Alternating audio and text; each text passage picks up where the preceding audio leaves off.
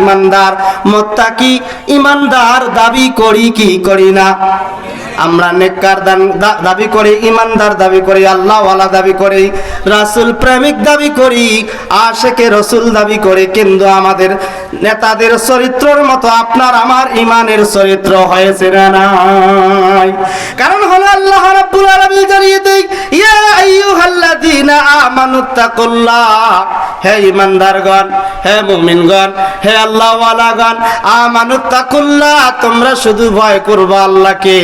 বলেন তো বাংলার মুসলমানদেরকে প্রশ্ন, আমরা মুসলমান হওয়ার পরেও যার পাওয়ার বেশি থাকে তাকেই ভয় করে চলি না নাই? অথচ আল্লাহ রাব্বুল আলামিন আসমান জমিন প্রেরণ করেছে, আল্লাহ রাব্বুল আলামিন আপনাকে আমাকে শোভা উপহার দিয়েছে, আপনাকে আমাকে ভয় করার দরকার কাকে? কথা বলেন।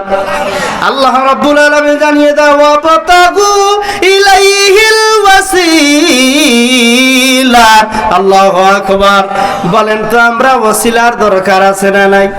এখন দেখবেন বাংলাদেশে অনেক কর্মশালী মানুষ রয়েছে, মেম্বার রয়েছে, ইউনিয়ন চেয়ারম্যান রয়েছে, গণ্যমান্য ব্যক্তি রয়েছে, ওয়ার্ড সভাপতি রয়েছে।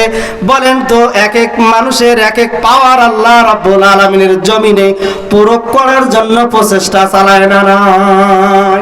আল্লাহ রাব্বুল আলামিন জানিয়ে দেয়, যারা ইমানদার হবে, আল্লাহওয়ালা হবে, রাসূল প্রেমিক হবে, আল্লাহকে শুধু ভয় করবে, দুনিয়ার কোন নেতাকে ভয় করবে না, দুনিয়ার কোন ইউনিয়ন মেম্বারকে ভয় করবে না, চেয়ারম্যানকে ভয় করবে না, পুলিশকে ভয় করবে না, হামলা ঝামলা মামলাকে ভয় করবে না, মিথ্যা প্রশ্ন করে হামলা মামলা জর্জরিত করে কারাগারের মধ্যে বন্দী করবে, তাদেরকে ভয় করা যাবে না। বলেন তো ভয় করার মতো করতে হবে কাকে? মুসলমান ভাইরা, আল্লাহ রাব্বুল আলামিন জানিয়ে দেয়, মুসলমান যারা বীরের জাত হবে, বিড়ালের জাত হবে না, ওই বান্দাগুলো শুধু আল্লাহকে ভয় করবে, আর আল্লাহর জান্নাত নৈকট্য লাভ করার জন্য আল্লাহর জমিনে ইহদিনাস সিরাতাল মুস্তাকিম, সুন্দর পথের ব্যবস্থা করার দরকার আছে না না? আল্লাহ রাব্বুল আলামিন জানিয়ে দেয়, যে বান্দাগুলো ইমানদার দাবি করবে, আল্লাহওয়ালা দাবি করবে, রাসূল প্রেমিক দাবি করবে, আল্লাহকে ভয় করবে, এবং এই বান্দাগুলো আল্লাহর জান্নাত চায় কি চায় না? আপনারা যারা মাহফিলে আসছেন, বলেন তো আমরা জান্নাত চাই কি চাই না? আল্লাহ রাব্বুল আলামিনের জান্নাত যদি আপনি আমি পেতে চাই, তাহলে আপনাকে আমাকে ওসিলা হিসাবে, বাহক হিসাবে নদীর ভিতরে নৌকা আহরণ হয়ে যায়। বলেন তো পানির ভিতরে নৌকা চালার জন্য এই জায়গায় মাঝির প্রয়োজন আছে না না? মুসলমান ভাইরা, এই নৌকাকে পানির ভিতরে চালার জন্য একজন নায়ক থাকে, একজন অধিনায়ক থাকে।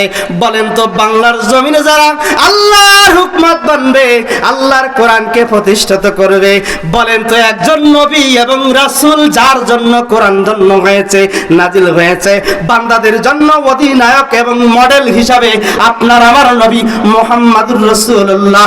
বলে বলেন সাল্লাল্লাহু আলাইহি ওয়াসাল্লাম, জোরে বলেন আল্লাহু আকবার। এই নবীর অনুসরণ যারা করবি, অনুকরণ যারা করবি, বলেন তো আল্লাহর নবীর দল করার দরকার আছে না না? আল্লাহ রাব্বুল আলামিন জানিয়ে দেয়, ইলাইহিল ওয়াসিলাতু ওয়া জাহিদু ফি সাবিলি। আল্লাহু আকবার। আমার যতক্ষণ কোরআনের ওয়াজ হবে, কোনো গল্প থাকবে না, কোনো হরিণের কিচ্ছা থাকবে না, কোনো ছাগলের গল্প থাকবে না, কোনো হাতির গল্প থাকবে না। বলেন তো বাংলার মুসলমানদেরকে হক কোরআনের কথা উন্মুক্ত ভাবে বলার দরকার আছে না না? এতদিন তো হুজুরদের মুখের ভিতরে শিফল লাগা ছিল, কিন্তু এখন কোরআনের কথা বলার দরকার আছে না ভাই? বাংলার জমিনে ৭১-এর স্বাধীনতা লাভ করেছি, দ্বিতীয় স্বাধীনতা যার জন্য আপনার আমার জন্য ধন্য হয়েছি, উন্মুক্ত ভাবে কোরআনের কথা বলতে পারতেছি। এই ময়দানে বাংলার জমিনে আলেমদের যে ইজ্জত আল্লাহ দান করেছে, বলেন তো এই আলেমদেরকে হক কথা বলার দরকার আছে না না? আল্লাহ রাব্বুল আলামিন জানিয়ে দেওয়া, জাহিদু ফি সাবিলি। আল্লাহু আকবার। বলেন তো আল্লাহ রাব্বুল আলামিন রাস্তায় আপনাকে আমাকে জিহাদ করার দরকার আছে না নাই? এখন বলেন তো হুজুর, সারা জীবন শুনলাম মিলাতের বয়ান করলো, ইমানের বয়ান করলো, জান্নাতের বয়ান করলো, জাহান্নামের বয়ান করলো, আপনি আবার হঠাৎ করে বলেন জিহাদ আবার কি? এরকম মানুষ বাংলার জমিনে আছে না নাই? অথচ আল্লাহ রাব্বুল আলামিন ডাইরেক্ট কালামুল্লাহর মধ্যে ঘোষণা করেছে কোরআনের জন্য আল্লাহ রাব্বুল আলামিন জিহাদ করার জন্য আল্লাহ রাব্বুল আলামিন 82টা আয়াত নাযিল করেছে, 172টা আয়াত জিহাদ সম্প্রদায় আল্লাহ পাক কালামুল্লাহর মধ্যে রেকর্ড করেছে। এই জিহাদের গল্প শোনার দরকার আছে না না? বলেন তো আল্লাহ রাব্বুল আলামিন যেমন কোরআনকে সুন্দরভাবে নরম ভাষায় নাযিল করেছে, তেমনি আল্লাহ পাক রব্বুল আলামিন